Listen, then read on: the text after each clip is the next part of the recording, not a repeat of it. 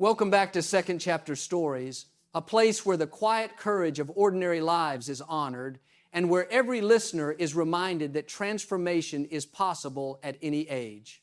Today, you and I will walk together through a story that many may recognize, yet few ever speak of aloud.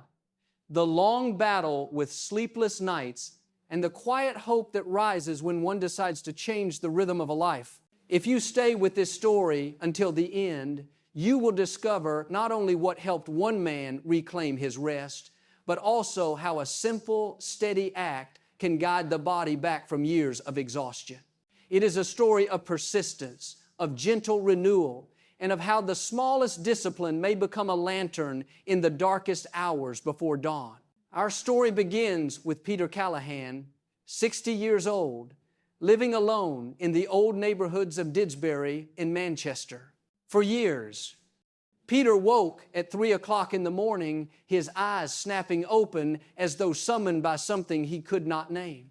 Once a tram engineer, respected for his precision and calm judgment, he now moves through life carrying the weight of long-standing insomnia. His days appear orderly, but his nights are uneasy, leaving him drifting between weariness and resignation. Behind the quiet exterior lies a man searching for balance, for meaning, and for a return to the simple gift of sleep. And so, let us step gently into Peter's world. The winter of that year arrived early in Manchester. It was the kind of winter that softened colors into grays and pressed silence into every narrow street. In his small house, Peter often found himself awake long before dawn, the city outside as still as an abandoned station. The radiators hummed faintly, offering a fragile warmth, while the shadows in his bedroom stretched across the ceiling like slow-moving clouds. Each night, the same moment returned, 3 o'clock in the morning. His eyes would open sharply as though a string had been pulled inside him. He would lie motionless at first, hoping the feeling would pass, but wakefulness settled upon him like a frost. Minutes slipped into hours, and the night felt endless, as though time itself had thickened around him. By the time the sky turned a pale silver, fatigue would settle deeply into his bones. He would rise slowly, careful with his joints, careful with his thoughts. He tended to his small backyard garden, even in winter. The soil was hard, the plants sleeping, but he worked anyway, believing that tending something living might help him feel less adrift. From the outside, his life looked peaceful. Neighbors greeted him kindly. The bus drivers recognized his steady morning walks. Yet beneath that surface, Peter carried a solitude sharpened by years of broken sleep. His divorce 6 years earlier had carved a quiet emptiness into his days, and the long months of the pandemic had only deepened the sense of separation. The city had grown louder for some, lonelier for others. Peter belonged to the latter. He tried everything he believed might help. Chamomile tea, gentle stretches before bedtime, warm milk, though he never liked the taste. He even left the television on at night, hoping the soft flicker might comfort him. But still, the same hour returned, unchanging and unwavering. 3 o'clock in the morning, a time that once meant nothing, now marked the boundary between rest and despair. The routine grew familiar, yet never easier. He would sit at the edge of his bed and feel the weight of years pressing down, not with drama, but with a quiet age. He wondered if this was simply what aging meant. Friends told him so. They said sleep becomes lighter, that the mind grows restless with time.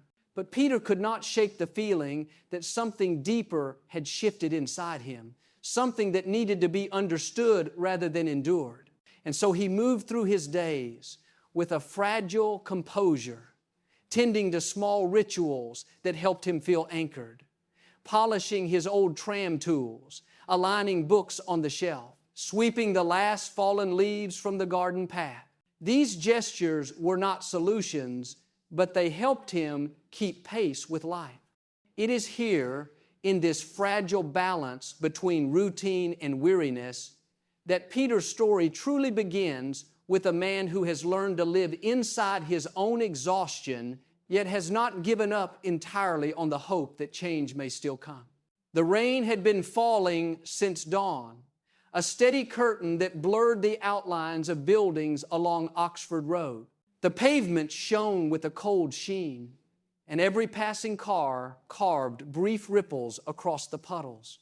Peter moved carefully along the walkway, his steps slow, deliberate, shaped by another sleepless night that had left his senses dulled and his thoughts hazy. He had woken again at 3 o'clock in the morning. The same jolt, the same tightening behind his eyes, the same long hours of listening to the faint hum of the refrigerator, the distant echo of buses beginning their early routes, and the quiet ticking of a clock that seemed to measure not time, but the distance between himself and rest. By the time he stepped outside, his limbs felt hollow, as though they belonged to someone else. As he approached the crossing near the hospital, the world seemed to tilt. The bright red pedestrian signal blurred before his eyes. He stepped forward without meaning to, his foot slipping slightly on the wet pavement. A cyclist veered sharply around him, the wheels slicing through water with a sudden hiss. The man shouted something startled, not angry, but alarmed. Peter felt the rush of air as the bicycle passed him by.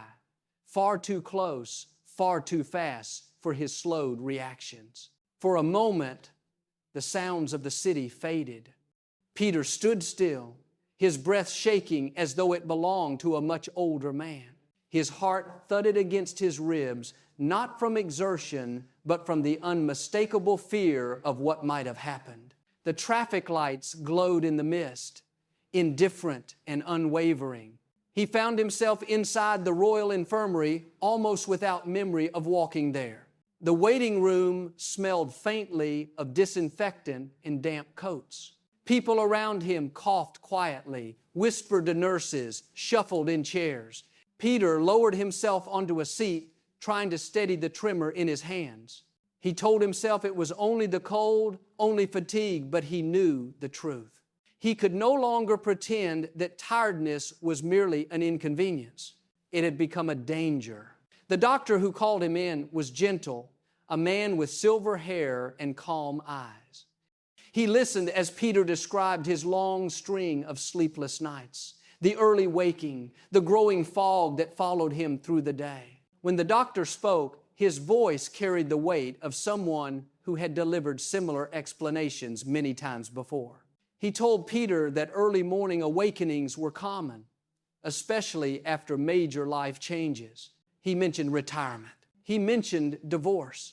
He mentioned the isolation that had swept through the country during the long months of the pandemic, leaving many older adults quietly struggling with their own rhythms of despair.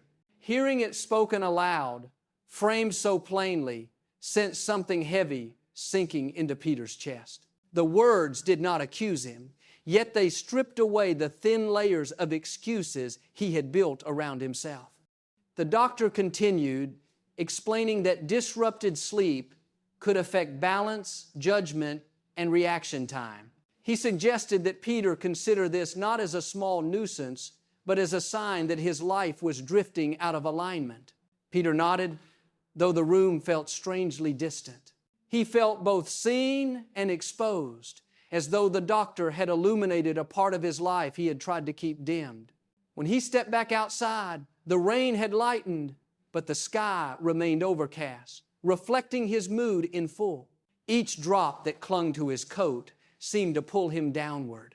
He walked home slowly, the earlier stumble replaying in his mind. He imagined how easily the moment might have turned into tragedy. He imagined a fall, a fracture, a hospital stay with no one to visit. These images, unwelcome yet vivid, stirred within him a fear he had long kept buried. He had always prided himself on self-reliance, on quiet endurance. Yet now he could no longer ignore that his nights were stealing something essential from him: his safety, his clarity, his sense of control.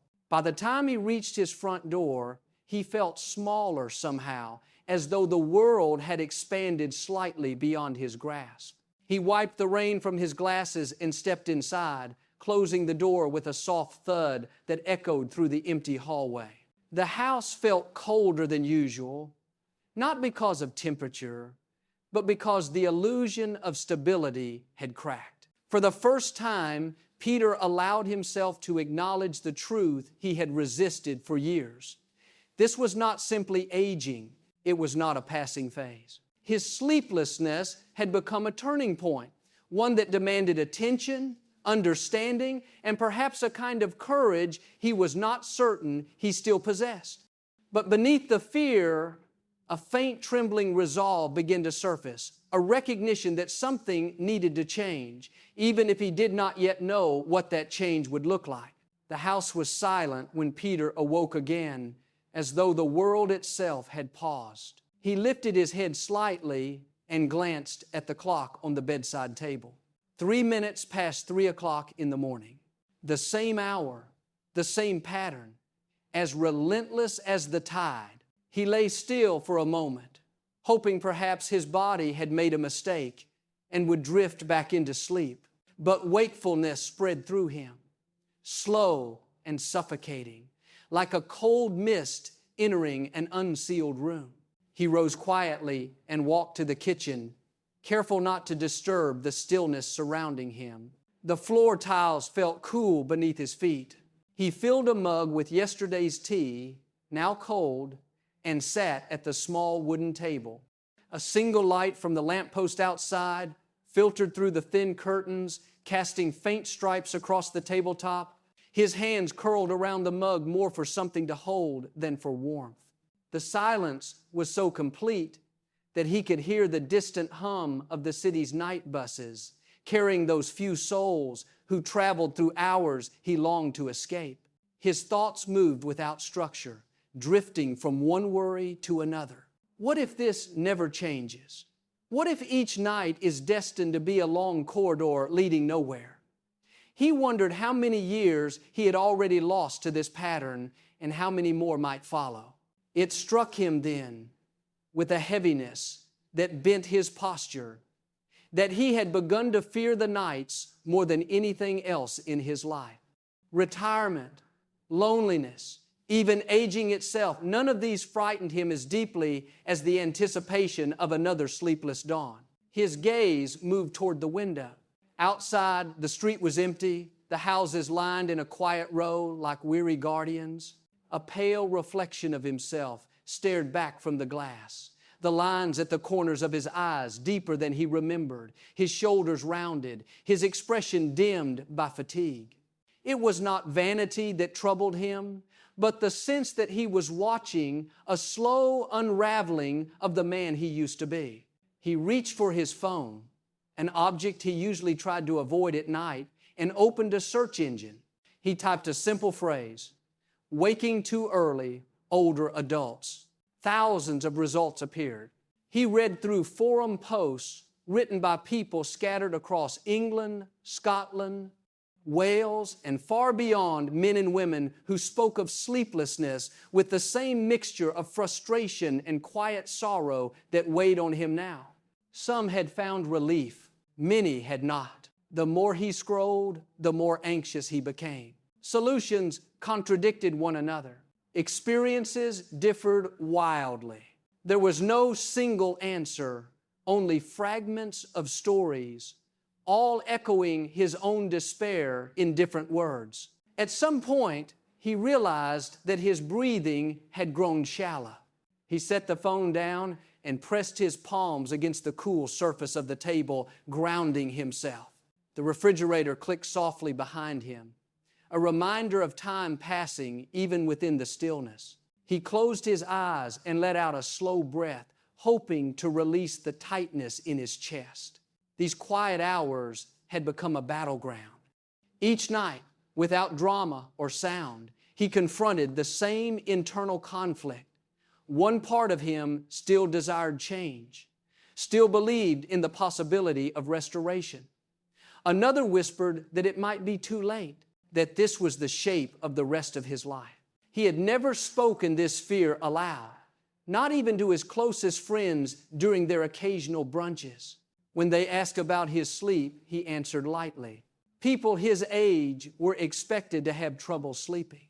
It was easier to let others believe that his restlessness was simply part of the natural rhythm of aging. Yet alone in the kitchen, under the dim glow of the lamppost, the truth felt sharper. He was afraid, not in a panicked way, but in the deep, quiet manner that comes when one feels the slow decline of control. The stumble on Oxford Road had not left his mind. It lingered as a reminder that sleeplessness did not remain confined to the night. It seeped into daylight, into steps taken, into reaction time slowed, into choices clouded by fatigue. He lifted the mug and took a sip, though the cold tea tasted metallic. He set it down again, wishing for the comfort of something warm, something steady. The walls of the kitchen felt close, not claustrophobic, but reflective, as though they held every sigh he had released during these long nights. Gradually, the darkness outside began to thin. A faint pale blue tone seeped into the horizon, signaling that the sun would soon rise. This transition always filled him with a mix of resignation and relief. Another night had passed. Another day was beginning.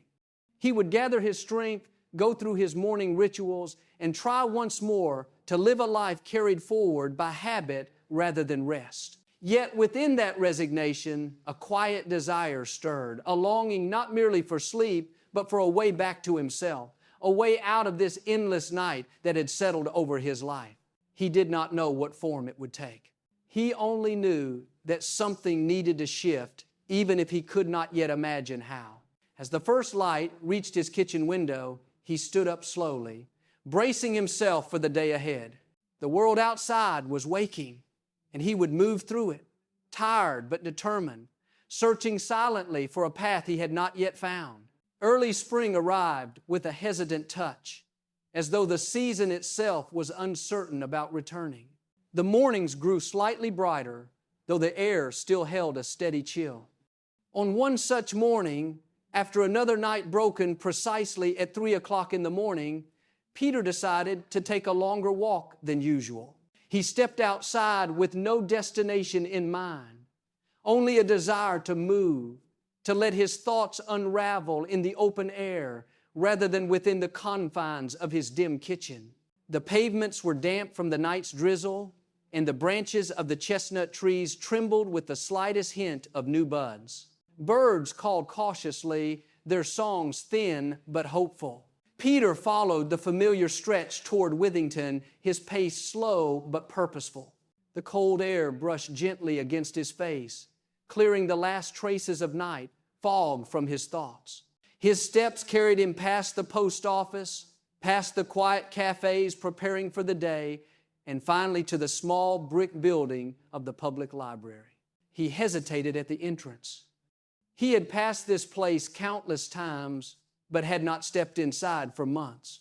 On this morning, however, the warmth of the interior called to him in a way he did not fully understand. Perhaps it was the promise of shelter from the cold, or perhaps the simple longing to be somewhere other than the solitude of his home. Peter pushed the door open and entered. The library was gentle in its quietness. Rows of shelves lined with books stood like silent companions. Soft yellow lights cast a warm glow across the room, mingling with the faint scent of old paper. A few patrons read silently at scattered tables, their faces calm and absorbed. Peter felt himself exhale as though he had crossed an invisible threshold into a calmer world. Near the reference desk stood a woman arranging leaflets with patient precision. She appeared to be in her early 70s, with short silver hair and kind features that held the wisdom of long years spent tending to others. When she noticed Peter lingering, she offered a welcoming smile. "Are you looking for something in particular?" she asked gently. Her tone carried the warmth of a person who spoke not out of obligation, but out of genuine interest. Peter, feeling unexpectedly at ease, found himself answering honestly. Not exactly, just needed a place to stop for a moment. She nodded. Many people come here for that. Sometimes a quiet room is all one needs. He introduced himself and she responded with her name, Margaret, a retired nurse, she explained, who volunteered a few hours each week to help older adults find reliable health information. The conversation flowed with surprising ease. When she asked how he had been sleeping, an innocent question prompted by a pamphlet she held something inside him yielded. He told her about waking at 3 o'clock every morning, about the fatigue clouding his days, about the recent scare on Oxford Road. Margaret listened without interruption. Her eyes did not widen in alarm nor narrow in judgment.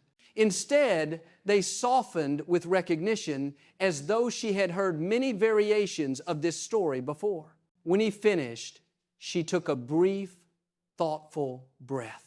"There is something I learned during my years as a nurse," she said. "It is simple, but it has helped more people than I can count. It is part of what is known as cognitive behavioral therapy for insomnia." The words sounded clinical, yet her tone carried a quiet conviction. "The body," she continued, "sometimes forgets its rhythm. When that happens, it wakes too early, or sleeps too late, or refuses rest altogether. But the body can relearn. One of the most effective ways is to choose one fixed wake-up time and hold to it without exception, even after a bad night, especially after a bad night." Peter frowned slightly unsure. "Just one set time every day?" "Yes," she said. "It tells the body when the day truly begins. Over time, this anchor helps the night settle into place." She handed him a small leaflet worn at the corners from use. "It is not a quick fix, but it is reliable if one is patient." Peter turned the leaflet over in his hands. The simplicity of the idea seemed almost too gentle to challenge the heavy weight of his sleeplessness. Yet something in Margaret's voice, steady, seasoned, quietly hopeful, stirred a small, fragile spark within him. It was not certainty, but a possibility, and that alone felt like a small gift. As he prepared to leave, Margaret said softly, "Let your body relearn trust. It is capable of more renewal than you may think." Outside, the sky had brightened into a pale shade of blue, the clouds drifting slowly as though they too were waking from a long night. Peter walked home with the leaflet tucked carefully into his coat pocket. Each step felt steadier than the last, as though the idea of change had spread warmth through his otherwise tired frame. For the first time in a long while, he sensed a faint but promising shift. Not a solution, not yet, but a small light one that might guide him if he dared to follow it. The next morning began with a faint tremor of resolve. Peter woke, as he always did, at exactly 3 o'clock in the morning. The darkness was familiar, but something within him felt slightly altered, as though a small gear had shifted inside the long, slow machinery of his life. He sat up, rubbed his eyes, and remembered Margaret's words, "Choose one wake-up time. Hold to it without exception." He had marked the hour in his mind the night before. 6:30 in the morning, a fixed point, a promise to himself. He stood and moved through the quiet rooms, steadying his breath. The house held a muted stillness, a stillness that might have swallowed him on any other night. But now it felt like a space of preparation. He filled a glass with water, drank slowly, and began pacing from one end of the living room to the other.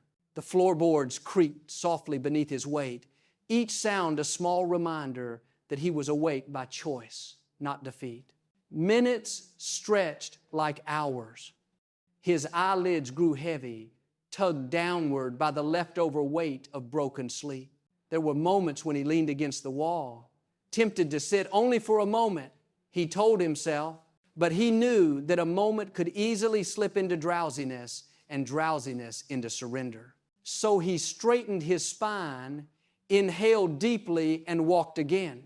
By the time 6:30 arrived, dawn had begun to brush the houses with a muted gray. The air outside was cold, but Peter stepped into it with a kind of quiet pride. He had held himself upright through the night's hardest hours. His body felt unsteady, as though he were standing on the deck of a ship he had not yet learned to navigate. But there was also the faintest flicker of victory, delicate as the first bud of spring. The first days followed this pattern. Wake at 3. Resist the pull of exhaustion. Walk, breathe, pace, wait. Then rise with the morning light at 6:30, no matter how worn his limbs felt.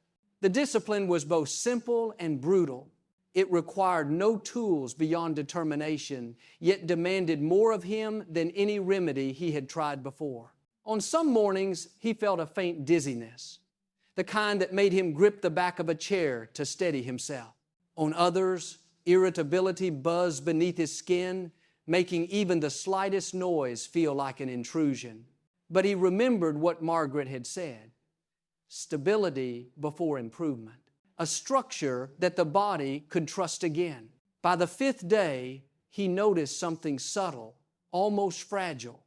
His sleepiness in the evening no longer arrived at 9. Instead, it drifted closer to 10, then 10:30. His eyes grew heavy, not from sudden collapse, but from a quiet, natural fatigue. It felt unfamiliar, like a melody he once knew but had forgotten how to hum. On the 8th morning, after a night still broken at 3 o'clock, he found that the second half of the night felt shorter, less like an endless plain and more like a narrow bridge. His body stirred awake but did not fully jolt. He lay still for a moment, and though he did not fall back into sleep, he sensed a gentle shift, not a triumph, but a sign. Still, doubt lingered. In the quiet moments of the afternoon, when his energy dipped and the thought of an early nap beckoned, he questioned everything. What if this improvement is temporary? What if I am only tiring myself without real change? There were days when he felt tempted to abandon the effort entirely. The stiffness in his shoulders, the fog in his mind, the frustration that flickered whenever he stumbled over small tasks, each of these threatened to chip away at his resolve. Yet something held him steady. Perhaps it was the memory of the stumble on Oxford Road. Perhaps the recognition of how deeply he longed for a rhythm that did not leave him gasping at dawn. Or perhaps it was the quiet faith reflected in Margaret's words, a faith born of years spent guiding others through their own shadows. He continued, day after day, morning after morning. Each time he rose at 6:30, he felt a little more grounded, as though a thin thread was slowly stitching his sleep pattern back together. By the 10th day, his reflection in the hallway mirror seemed slightly different. The fatigue still lived in his features, but there was something steadier beneath it, an intent, a direction, a quiet strength, returning like a tide that had long receded. The transformation was not yet complete. But Peter sensed that he was no longer merely enduring his nights. He was reshaping them step by step, hour by hour, following a path illuminated by the faint but steady light of newfound discipline. On the 28th day, the city lay beneath a clear sky, washed clean by a gentle night rain. The rooftops glistened faintly beneath the earliest strokes of sunlight, and a stillness, soft, unbroken, rested over Didsbury. Inside his small bedroom, Peter turned slowly, his hand brushing against the folded edge of the blanket. The familiar heaviness of early waking did not press upon him.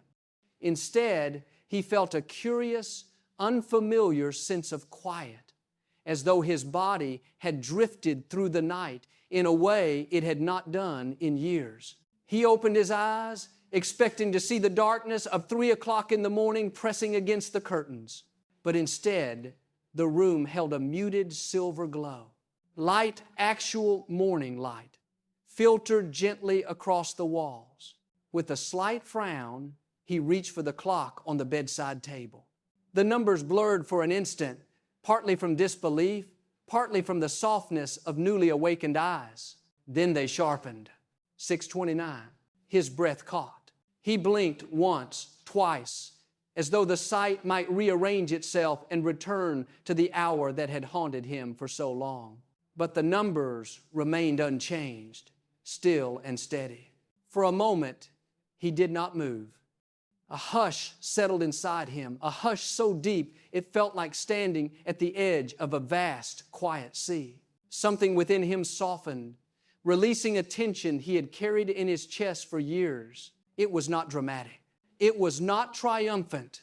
It was simply relief. A relief so profound it made him bow his head slightly, as if acknowledging a gift he had nearly forgotten to hope for.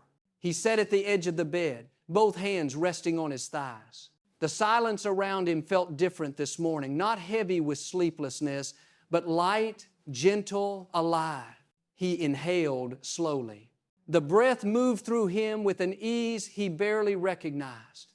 For the first time in so long that he had lost count, he had slept through the night. He remained seated for a while, not wanting to disturb the fragile peace that had settled around him. The sunlight crept across the floorboards, tracing a warm path toward his feet. He followed its movement with quiet attentiveness, as though afraid the moment might dissolve if he looked away. When he finally rose, he did so with care, almost reverence. The house felt transformed. Each step he took seemed to echo with a new steadiness. He made a cup of tea, and even the simple act of warming his hands against the mug felt like a small celebration. He walked to the garden, opened the back door, and let the morning air, cool, earthy, fragrant with wet soil, fill his lungs. Standing in the light, he felt something he had not felt in years: alignment. Not perfection, not certainty, but alignment. His body responding to the world at the proper hour, his spirit rising with the sun instead of fighting against the darkness. Later that afternoon, with a rested mind guiding his thoughts, he sat at his small desk and wrote a letter to Margaret. He thanked her for her kindness, for her steady understanding, and for the simple advice that had opened a path he had thought closed forever. His handwriting flowed more smoothly than it had in months, no longer tugged and distorted by exhaustion. Yet when he finished, he hesitated. The envelope lay on the table, addressed but unsealed. Part of him feared naming this victory aloud. What if the following night betrayed him?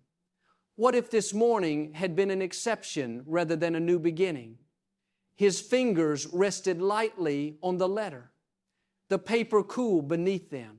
The fear was not loud, but it was persistent, a small shadow cast by years of disappointment. Still, beneath that shadow lived something stronger, a quiet triumph, a recognition that even if this change was fragile, it was real. It had happened, and the body that had long betrayed him was, at last, remembering its forgotten rhythm. In the late afternoon light, he walked to the window and watched the neighborhood moving gently into evening. Someone watered a flower pot. A child rode a small bicycle down the pavement. A dog barked in the distance, content and persistent. Life unfolded with a softness that felt suddenly accessible to him again. He returned to the table, pressed the envelope closed, and placed it near the door ready, but not yet delivered. He told himself he would wait one more day, perhaps two. But in truth, he simply wished to savor the quiet miracle of this morning without reaching too quickly for confirmation or praise. Change, he felt, must be lived before it is spoken. As dusk deepened, he prepared for bed with a sense of calm he had not known in years. No fear of the night followed him into the room. Instead, a quiet trust settled at his side like a steadfast companion. Whatever tomorrow might bring success, setback, or something in between, he had crossed a threshold. And the man who climbed into bed that evening was not quite the man who had suffered the long, restless nights before. Early summer unfolded gently across Didsbury, painting the neighborhood with soft greens and the quiet hum of longer days. The chestnut trees stood fuller now, their leaves trembling lightly in the warm breeze. In his small backyard, Peter knelt beside the planter boxes, brushing stray soil from his palms as he tended to the young blossoms he had planted weeks earlier. Their petals opened to the sun with an unhurried confidence, mirroring something that had begun to open within him as well. The new rhythm of his mornings had settled into place with a steadiness he still regarded with quiet wonder. Each day at 6:30, he rose not with reluctance, but with an ease that felt both familiar and entirely new. The once dreaded hour of 3 o'clock in the morning no longer claimed him. Now, if he stirred in the night, he returned to sleep naturally, as though his body had finally remembered the art of rest. Yet the transformation was not only physical. As his sleep deepened, so too did his sense of presence. The world around him seemed to sharpen in detail. The low murmur of neighbors exchanging greetings, the gentle tapping of rain on the conservatory windows, the scent of mint rising from the garden as he brushed past it. These small impressions, once muted by exhaustion, now returned to him with clarity, as though life had quietly stepped back into focus. One morning he walked to the Withington Library, this time with steady steps and a clear purpose. The building's warm brick facade greeted him like an old friend. Inside, the room hummed with quiet activity. Pages turning, keyboards clacking softly, chairs shifting across the carpet. Margaret stood at her usual place near the reference desk, her expression brightening as she recognized him. "You look well," she said, her smile widening with a touch of pride. "I am well," Peter replied, and he felt the truth of those words settle warmly in his chest. He handed her the letter he had written weeks earlier, the one he had sealed only after gathering the courage to trust his newfound rhythm. She accepted it gently, her eyes softening as she sensed the weight it carried. They spoke for a while, their conversation weaving effortlessly through sleep, resilience, and the quiet determination required to reshape one's life. At one point, she mentioned that the library hoped to begin a small community workshop for older adults struggling with sleep and loneliness. She looked at him thoughtfully, an unspoken invitation lingering between them. "You would be a wonderful guide," she said, "not as a professional, but as someone who understands the journey." Peter felt a mixture of humility and apprehension. The thought of standing before others unsettled him, stirring echoes of doubt that still lingered like faint shadows. Yet another part of him, newly awakened, steady, and growing, felt drawn to the idea. He did not answer immediately. Instead, he nodded slowly, storing the suggestion in a quiet place within himself where possibilities could take root. Days passed. His evenings grew peaceful, marked by simple routines: reading, watering the garden, preparing his meals with deliberate care. There were still nights when sleep came later than expected, or when his thoughts wandered restlessly beneath the moonlight. But these moments no longer felt like failures. They felt like reminders that healing was a path, not a single moment of arrival. One evening, as the sun dipped behind the rooftops and the street lamps flickered to life, Peter stood by his garden gate and listened to the soft cadence of the neighborhood. In that gentle dusk, he sensed that life had widened around him, offering corridors of possibility he had not seen during the long years of exhaustion. He thought about Margaret's invitation, about the people he might meet, the stories they might share, the steady hope they might build together. He did not know what he would choose not yet, but the uncertainty did not frighten him. Instead, it felt like a horizon opening, as though each step forward might reveal another small light guiding the way. For the first time in many years, the road ahead did not feel narrow. It felt expansive, waiting to be walked with the patient, steady rhythm of a man who had reclaimed his mornings. And as he closed the garden gate behind him, he felt the quiet assurance that his story was far from over. It was only turning a page one that might lead to new bonds, new purpose, and perhaps even a new calling he had never imagined. Thank you, dear listeners of Second Chapter Stories, for walking beside Peter on this journey. If his experience has touched something in your own life, I warmly invite you to like this video, share it with someone who may need hope, and subscribe for more stories of renewal, courage, and the profound truth that the second chapter can begin at any age.